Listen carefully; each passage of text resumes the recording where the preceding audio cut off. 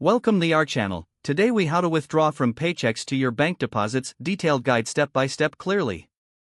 To begin the withdrawal process from Paychex, log in to your Paychex account. Once you are logged in, navigate to the payroll section of the dashboard. In the payroll section, locate the option for withdraw funds. Click on withdraw funds to proceed to the withdrawal options. Next, select the account you wish to withdraw from, typically your business account. Input the amount you want to withdraw. Ensure that you review the terms and conditions associated with the withdrawal.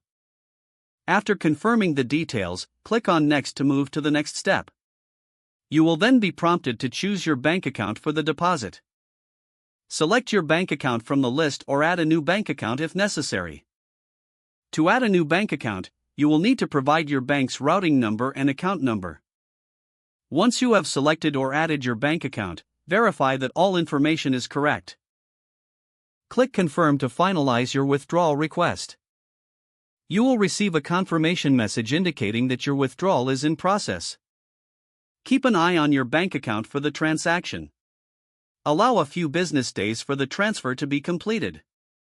If you experience any issues or delays, contact Paychex customer support for assistance. Make sure to keep records of your transactions for future reference. If the page does not load, refresh the browser or try again in a private or incognito window. Make sure you are using the correct email address, then retype it carefully to avoid small typos. If your password is not accepted, use the reset option and create a new strong password you can remember. Check your spam folder for verification or security emails, then complete any requested confirmation steps. Enable two-factor authentication if available to improve account security and reduce unauthorized access risk.